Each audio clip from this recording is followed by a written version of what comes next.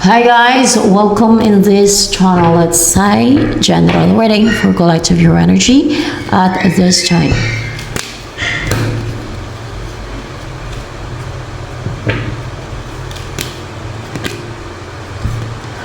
There's a new cycle.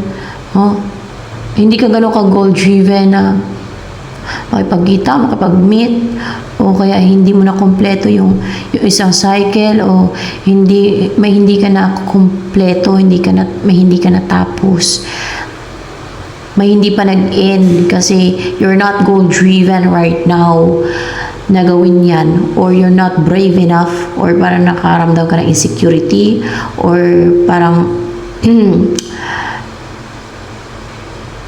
kulang ka sa tiwala sa sarili mo, hindi ka ganun ka, alam mo yung hindi ka believe sa sarili mo, you're not assertive enough na ma-close yung cycle na yan o matapos. Maybe it's a mission ba yan na dapat matapos?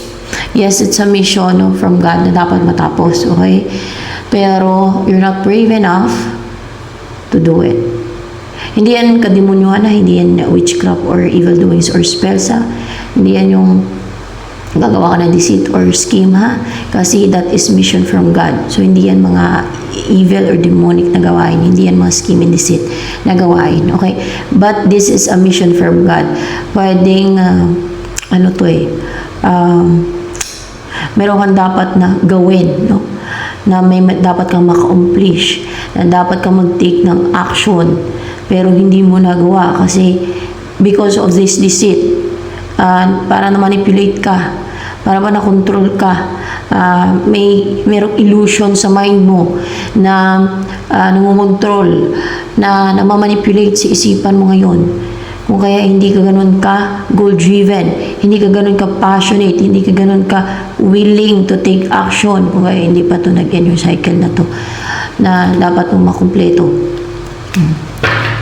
Ano yan? Hindi mo pa nagawa. The mother.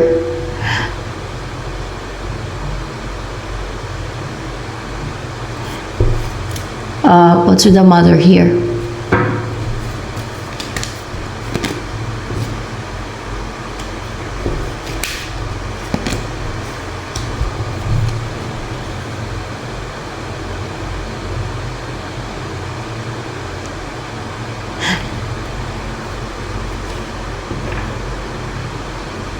Yung ipaglaban mo, itong the mother? Hindi.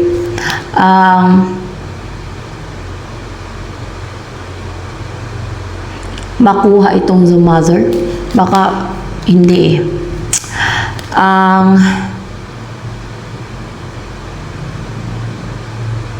Maging the mother. Yung maging the mother. Ikaw to na maging the mother, okay? Yung maging the mother. Pwedeng maging nanay ka. Yung maging the mother. So, maging nanay ka, kung babae ka. Or kung yung person mo ay, kasi collective naman to, kung sino lang talaga ang makuha na energy, no, ng guide ko. O ng God. Well, yung magkaroon ng union sa inyo ng person mo ba? Ayan. And then, magkaanak kayo. Union. Siyempre, gagawa kayo ng bata. Ganon. Para magkaanak kayo. E di kung yung person mo ay babae, e di siya yung magbubuntis na maging anak ninyo. Diba? Siya ang mga anak. Pero kung ikaw ang babae, di ikaw ang mga anak, no? Ikaw ang maging mother, o gano'n na lang, no? So, yan.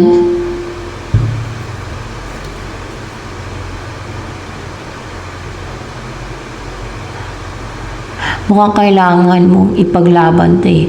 Mukhang kailangan mo na manalo sa competition o sa mga kaaway o sa mga gusto makipag-compete sa'yo, sa mga humaharang sa'yo.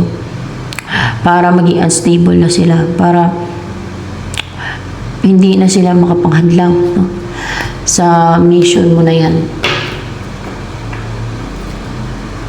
Kailangan huwag kang umatras, huwag kang matakot, huwag kang mag-hold back, ganun.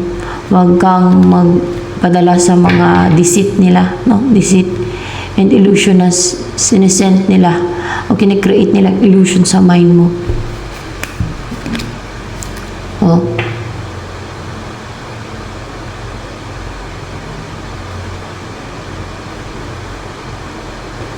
Wait lang.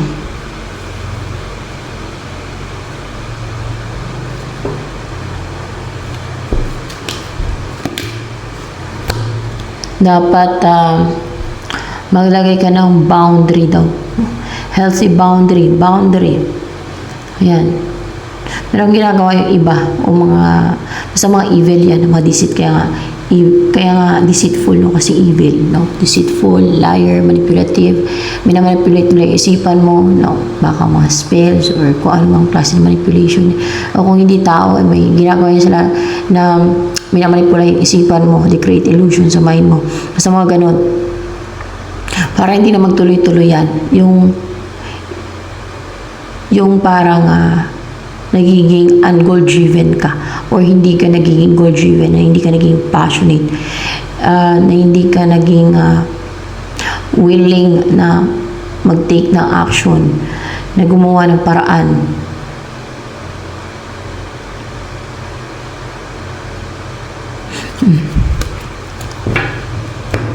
May body mo energy ngayon.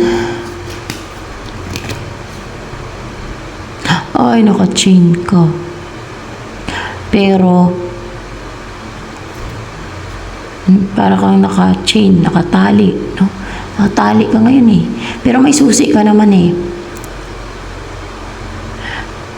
Pero, nakaka-acquire ka ng wisdom. Kapag tatanto mo kung ano yung tama sa mali, kung ano yung guidance or advice from celestial beings or from angel,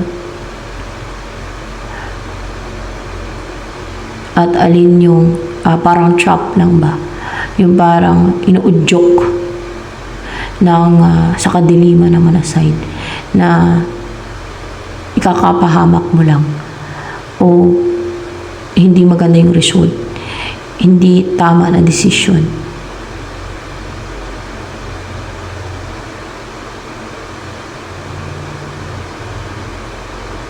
Pure naman yung aura mo, pure. You're pure, wise, kasi puti yung buhok eh. Possible you're a wise person. And ano pang energy mo ngayon? Para bang high priest or hierophant itong card nito eh. So, brave, no? Kasi dominant yung red dito. Para may authority, powerful, strong. Yung personality mo, brave and strong. And respected.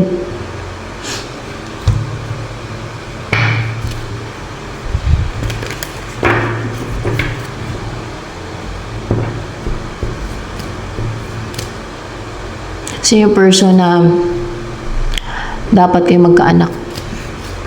At yan ay mission ninyo, magkaanak kayo. Someone na hiwalay kayo or in separation kayong dalawa, or hiwalay siya sa partner niya or nakarelasyon niya, or hiwalay kayong dalawa. Pwede din ganun.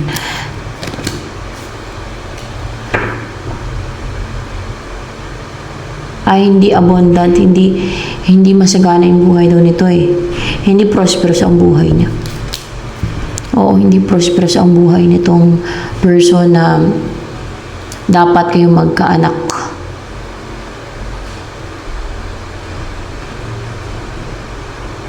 Siguro maging powerful o makapangyarihan, or pwede ding may purpose ang God dyan sa maging anak ninyo, kaya may gumagawa ng deceit, of course, mga evil, o sa evil forces, sa kadiliman na side, yun ang mga gumagawa ng deceit, no?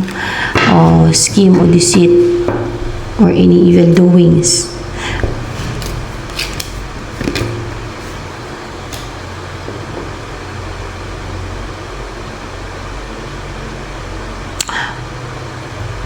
Para hindi mo magawa to, para hindi mo umpisahan na like makapag-reach out sa kanya, like yan ba yung dapat mong gawin, mag-reach out sa kanya? Hindi. Yan ba yung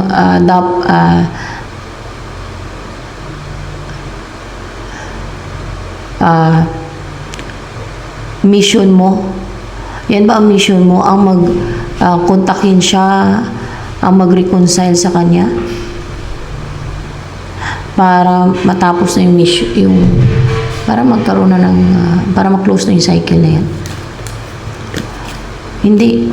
Meron kang dapat gawin eh.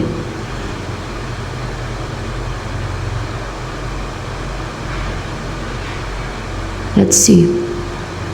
Ano ba yung dapat mong gawin? Tignan natin. Para matapos na yung cycle na to. Para ma-accomplish mo na yung mission mo from God. The High Priestess.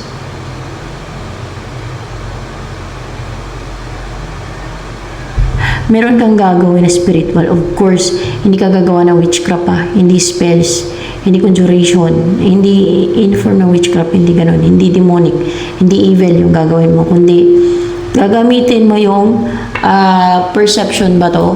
Pwedeng perception, perception mo and intuition mo, mga ganyan. Yan ang gagamitin mo para ma-accomplish na yan. Basta gagamitin mo yan. No? Para may mga spiritual abilities ka o may mga kakayanan spiritual, basta ganun. Hindi ibig sabihin gagawa ka ng witchcraft or spells or ritual. Yung mga ganun witchcraft, spells or ritual, sa kadiliman yan na natuturo niya sa mga tao, fallen angels guys ha, witchcraft or occult, fallen angels na natuturo niyan. Kaya hindi yan ang gagawin mo, okay? Dahil yung mission may from God, okay? Hindi galing sa fallen angels. Yung gumagawa na ng witchcraft and sorcery at mga occult at mga spells ay yung mga orasyon na yan o habak ay ang mission nilang kinikiri ay galing sa fallen angels yan. Para maintindihan ng mga tao, baka akala nila galing sa God yan. Hindi. Kaya hindi ganyan ang gagawin mo. Gamit yung spiritual na kakayanan na gift from God or talagang innate na yan sa'yo na binigay ng God or inborn na nasa iyo na yan na nilagay sa'yo ng God or nasa iyo na talaga yan na inborn. No? Yun ang gagamitin mo para kailangan mo mag-take na action. Parang kulang ka lang talaga sa sa believe sa sarili mo. Tama ba? Yun ba ang kulang sa'yo? Kulang ka sa believe sa sarili mo. Tama. Kulang ka sa believe sa sarili mo. King of Wands in reverse. Kulang ka sa believe sa sarili mo. Siguro inisip mo ay parang imposible naman. Parang malabo. Hindi ko ata kaya. Hindi ko magawa ata yan. Parang ganun ka. No?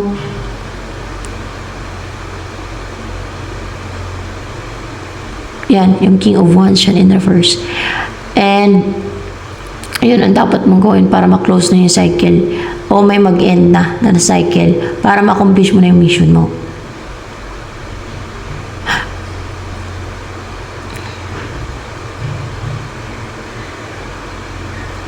So, yan siya.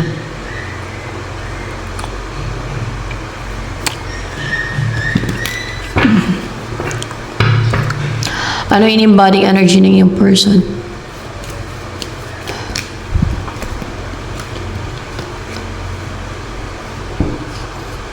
Balance, kasi meron dito. Skill. Parang may mission to eh. May mission siya from God. Na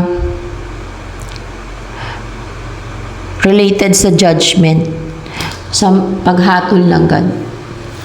Tama ba? Sama lang yan. Related sa paghatol ng God. Kung ano yung mga hatol ng God, kung ano yung about judgment of God. Hindi about sa judgment ng God. Related sa justice, judgment, or hatol, or na may hustisya ang God. Na may hustisya ang God. Na may justice sa God. Na may parusa ang God sa mga evildoers, sa mga makasalanan. Kagaya ng mga hinatulan sa impyerno, yung mga ganun. So, meron siyang mission na ganyan na ipakita sa mga tao. Pwedeng ganun, no? Related sa pagparusa ng God, related sa kung ano yung parusa ng God, no, sa mga tao. Meron siyang kanyang mission. Siguro yung, ano ba yan, yung sabihin niya sa mga tao o ipakita niya sa mga tao. Ano ba sabihin niya sa mga tao na may parusa ang God? May parusa, yeah. Ganyan, no? May parusa ang God, no? Sa mga, alam niyo, mga injustice yung ginagawa, evil, mga ganun, or demonic na magawain, or basta kung ano yung nasa Bible din yan, kung ano yung pinaparusahan ng God, o kung ano yung mga paparusahan ng God sa impyerno, di ba, ang mga souls. Yan ang kanyang mission, o isa siguro sa kanyang mission. And hinihil niya din yung sarili niya. Maybe, may kakayanan to na i-heal yung sarili niya. Basta hinihil niya yung sarili niya eh. Ito, parang this person is on a journey na palagi siguro na nasa ano to eh, nasa ilalim ng puno o palaging namamasyal sa mapunong lugar or nagre-relax sa mapunong lugar. Part ng healing niya yan. At may pink pearl. You know, ano to eh, parang nakaka-heal yung pink pearl. So, hinihil niya nga yung sarili niya, no? Hinihil, parang sumisimbolo ng healing, no? Healing, no? And, parang may healing benefits yung pink pearl. So, ibig sabihin, hinihil niya yung sarili niya, no?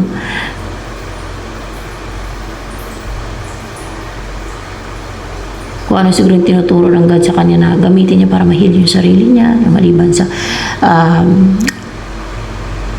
yung hinihil, para bakit kailangan niyang matuto na i-heal yung sarili niya?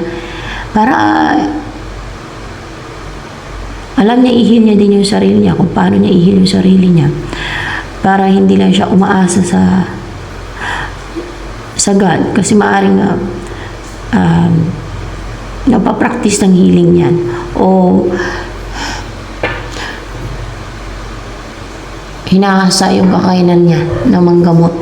Mag-heal, tama ba? Hinahasa yung kakayanan niya din na manggamot. Mag-heal, yeah. Yan. Kasi hinahasa din yung kakayanan niya manggamot. Kaya magtaka yung iba, bakit natablan siya? Bakit nagkakasakit siya? Bakit napiktuhan siya ng mga attacks, spiritual attacks? Kasi may purpose ang ganyan, katulad yan. Para matutunan niya o mahasa niya yung sarili niya, mahasa niya yung kakayanan niya manggamot o para matutunan yung panggagamot. Para, hindi ibig sabihin na parang sa albularyo, hindi yan. Sa Fallen Angel yung mga ganyang panggagamot yung sa albularyo.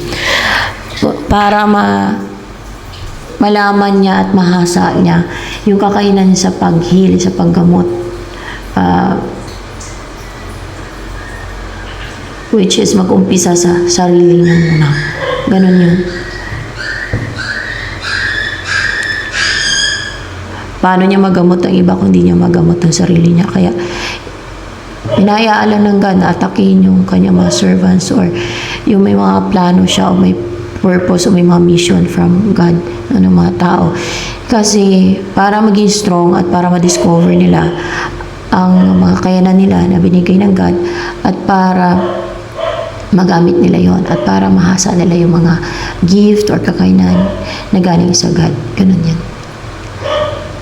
May purpose ang God niyan.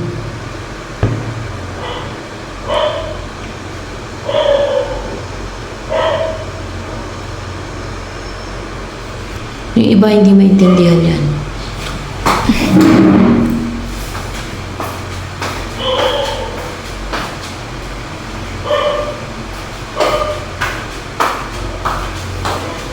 Ako naintindihan kasi mga experiences kasi ako eh.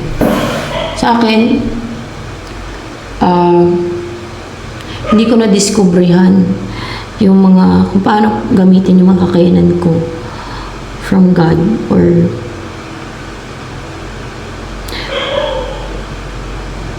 hindi ko na nahasa yung mga kakayanan ko.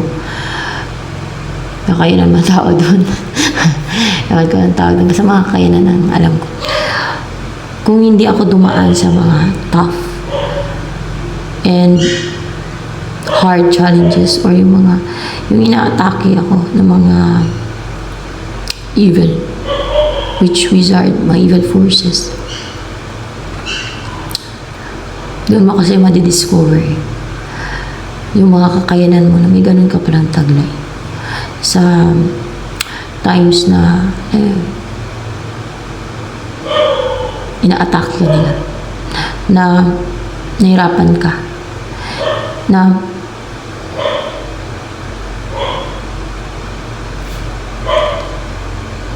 yung down na down ka, mga ganun times.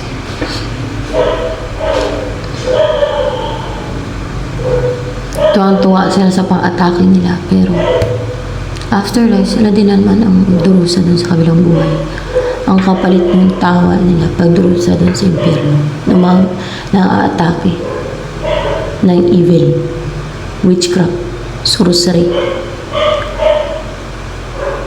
deceit. Kasi sa God nga may justice. May justisya ang God.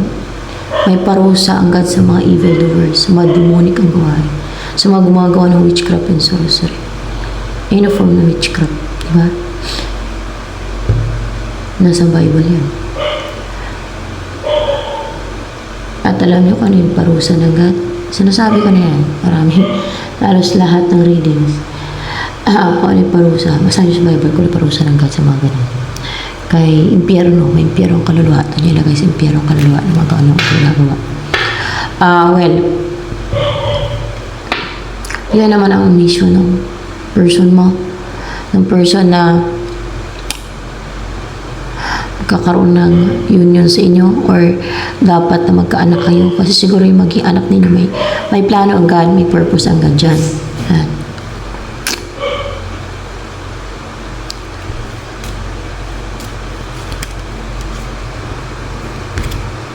You know what? I don't want to please those who choose the evil side. Yung paano sa kadaliman, like mga witches and wizards. No?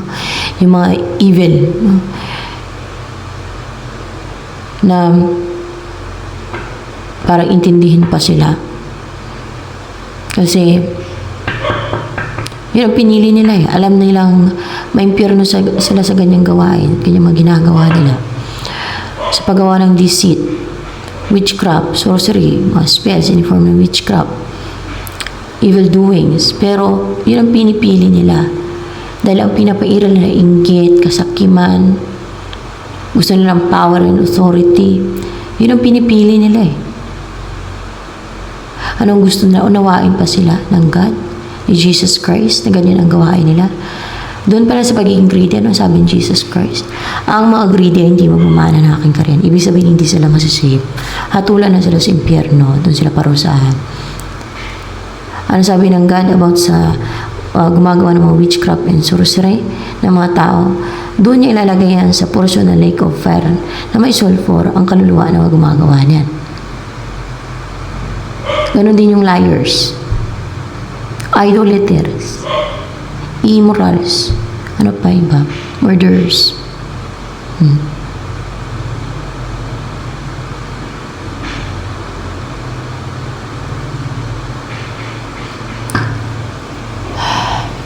May mga ganyang mission. Ganyan ang mga mission from God. Hindi yung magpasikat ka. Hindi yung maging famous ka.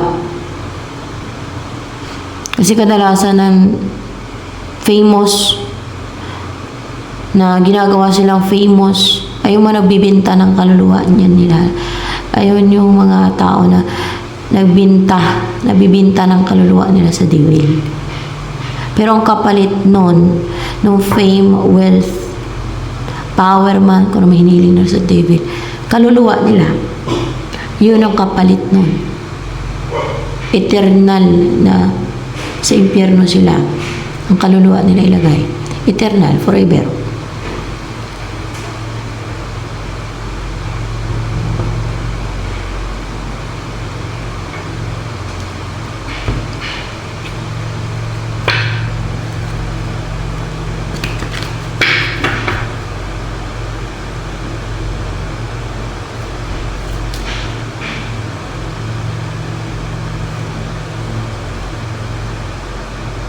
site.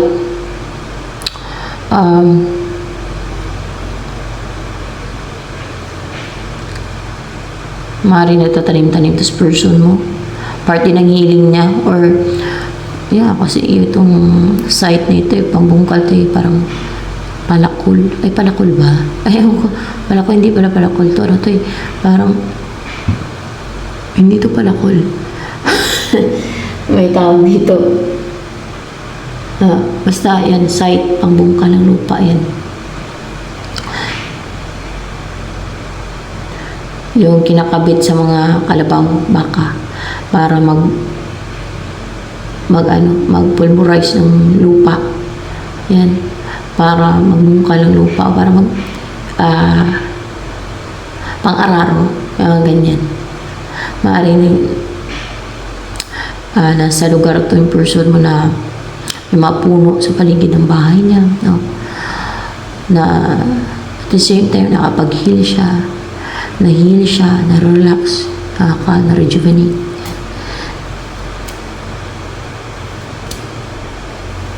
Yan.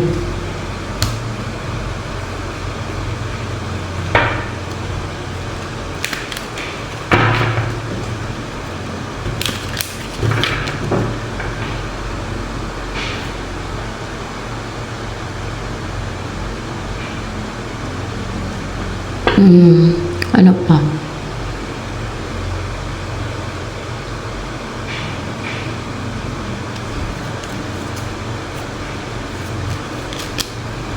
Baka sabihin na iba, bitter ako sa mga famous, hindi.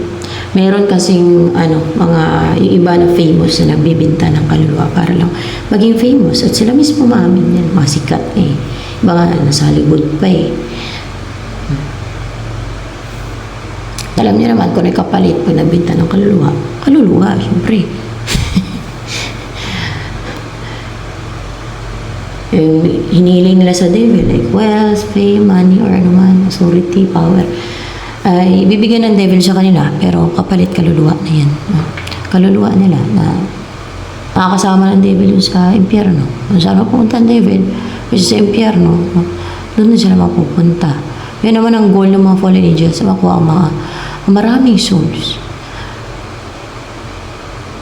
Ang makarami sila ng mga kaluluwa na madala sa impyerno. Ganon. Kasi alam nila na sa judgment, na sa panahon na ikulong na sila doon, forever na talaga sila doon. Sa impyerno, yung mga fallen angels na yun. Kaya siguro gusto nila na madami sila makakasama doon. Parang ganti nila sa mga tao. Kasi dahil sa tao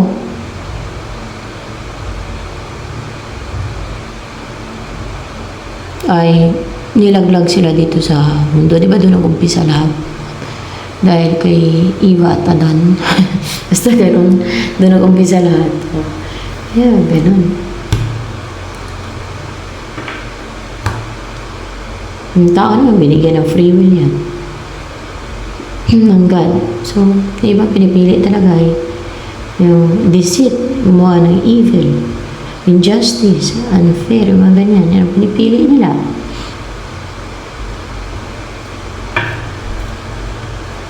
Pansamantalang tagumpay na offer ng devil kasi pansamantala lang ang buhay dito sa mundo.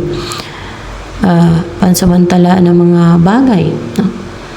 O success. Hindi naman forever ang buhay dito sa mundo.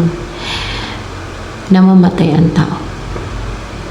Sa kabilang buhay ang eternal, kung tawagin, eternal. So kung saan malalagay ang kaluluwa ng tao, kung saan ilagay pag ginudge na yung kaluluwa ng tao pag namatay, kung saan siya ilalagay, doon na yan siya eternal. Eternal na yan.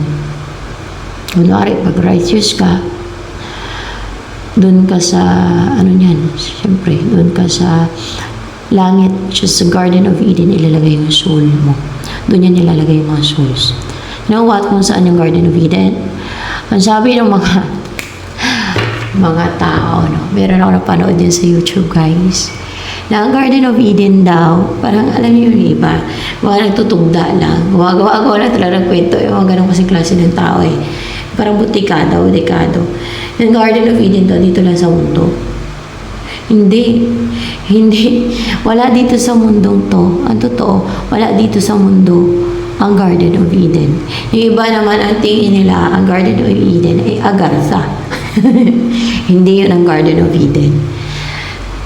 You know what? Ang Garden of Eden, karugtong ng langit yan. Hindi yung langit na nakikita natin, ha? Na yung tinatawag natin langit na may mga clouds, ha? Na yung abot ng paningin natin na yung blue, na may clouds. Hindi yan ang langit na karugtong ng Garden of Eden. Kundi yung langit na tinatawag na heavenly realm, which is malayo yan siya dito. Hindi yan maabot ng paningin natin.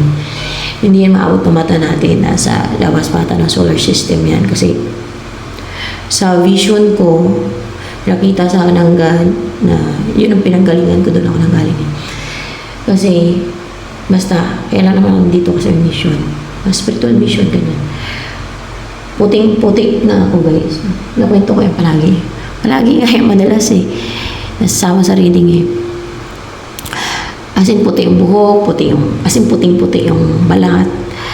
Puti din yung damit, may damit din. Tapos, puti din yung pakpak. May pakpak.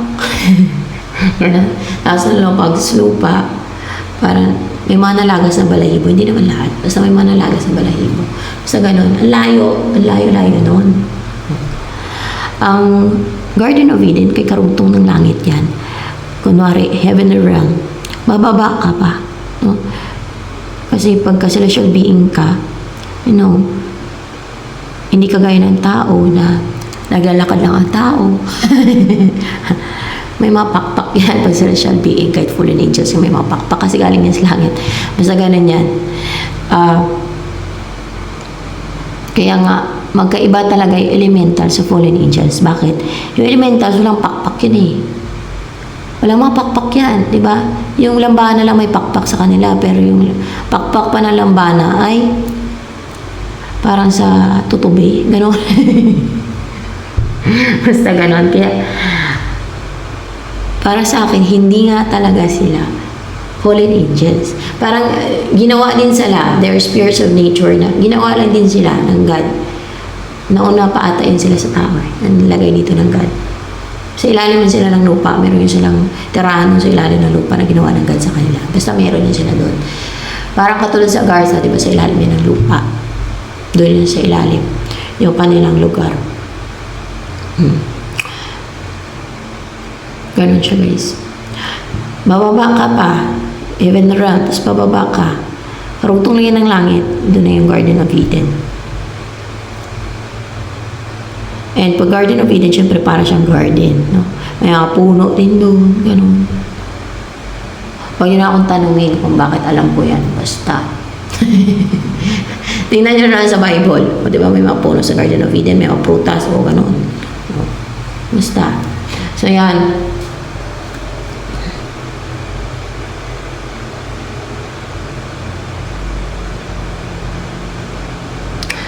Side.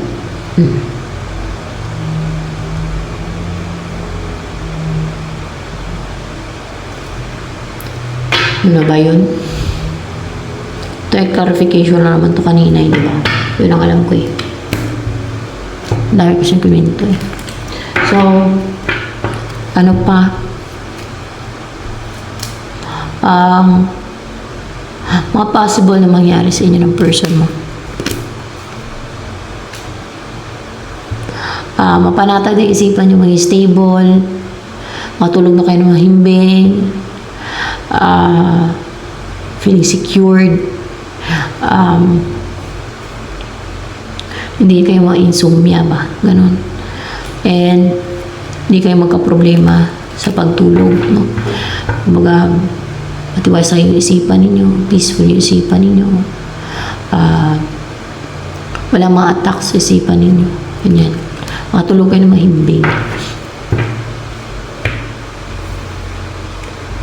Paggabi. Basta makatulog ka na mahibig.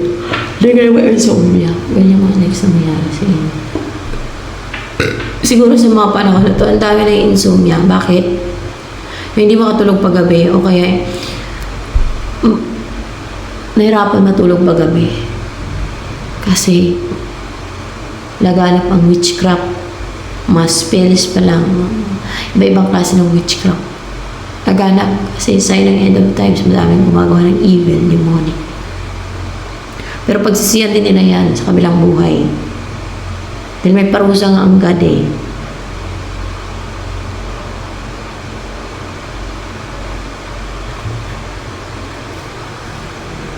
So matatanong, pwede bang magbago? Oo, pwede kang magbago. Tayo binigyan ng free will ng God. Magbago, hindi. Pwede kang magbago. Sa mga gusto magbago. Sa mga tatanong, pwede magbago. Pwede kang magbago. Walang pong ipigil sa'yo na magbago. Kayo lang naman ang ayaw magbago. At hindi ka na kaya ang pagbabago.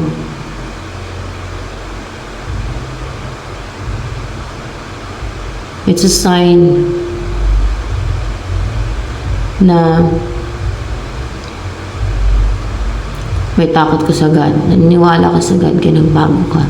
Naniniwala ka sa kung ano yung mga nakasulat sa Bible nun. It's a sign na umiba ka na ng direksyon. Na para bang straight yung path na tinatahak mo. Ganon. Na parang nasa right path ka na pag nagbago ka.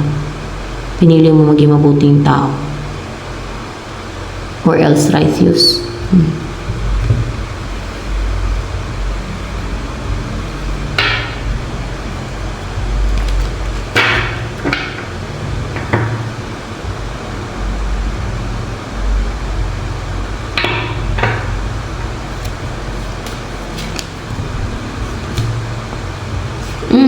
May tower.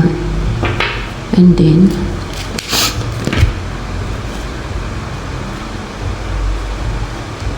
ito next na mangyari. Baka pupunta ka ng tower. Ano ba to? Pupunta ka ng tower. Oo, pupunta ka ng tower. Pwede sa lugar na may tower, basta sa tower. O sa lugar na may tower. Tapos, makakita ka ng ibon doon, o may mga ibon dyan, na lumilipad, nag-stork. Galing sa pond, or basta may lumilipad na ibon, pupunta ka ng tower doon, manood ka ng mga ibon na lumilipad, na lumilipad galing sa tubig, mga ganyan ng pond. Ang ganda kaya laruan ng mga ganitong, yung parang pond or ano ba yung tawag ito. Merong ano niyan, yung parang, yung, di ba may slope, lalo kung may mga grass or parang madamo na lugar. Nung bata pa ako, yung gusto kong laruan eh. Pagtapos umulan o kahit pag umuulan. Kasi mapupuno ng tubig yan eh. O pag umupa na yung ulan, kasi malinaw na yan siya. Pag umupa na yung ulan, doon ko gustong maghugas ng paa. Tuwa ako nun. Basta naalala ko yan. Hindi yan siya pond. Ano siya eh, parang may term dyan. Basta may term dyan. No? Sa mga ganun. Ang ganda kaya yan. Yung mga ganyan.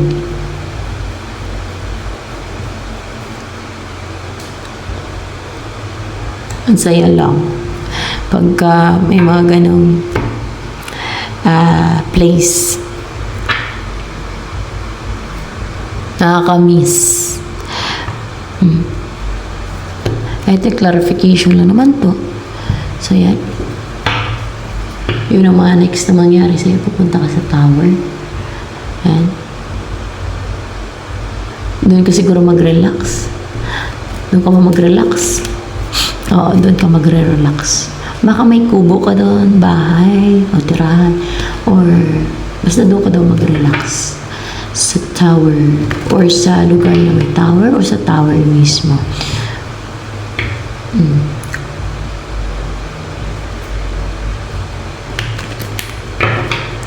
Ano pa? mga next na magaganap, pangyayari. Let's see.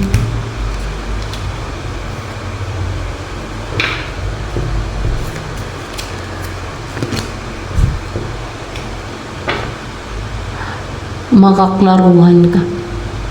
I-clarify ko, ikaw ba itong makaklaruhan na hindi na ma-confuse? Hindi. Sino ba this person mo? Matanggal yung confusion sa isipan niya. Makarecover na siya from being stuck or yung pinakonfuse ba. Makarecover na siya. At hindi na siya maging unsure. Kung hindi siya naging sure na kayo para sa isa't isa o kung sa mga desisyon niya sa buhay, maging sure na yan siya. Or hindi na yan siya malilito. No? Hindi na siya makukonfuse. Makarecover na yan siya from confusion. Ito yung clarification na naman. So, yan. And, para makaramdam siya na maging emotional, ma-attach sa'yo, or ma-in love, or makaramdam ng emotion towards you, care, love, affection, or related sa emotion, ma-in love sa'yo. Hindi sa ma-in love sa'yo. Dahil sa maklaruhan na siya na you're the one, na you are the one, na ikaw yung the one, na ikaw yung para kayo sa isa't isa, no? Kasi you're the one.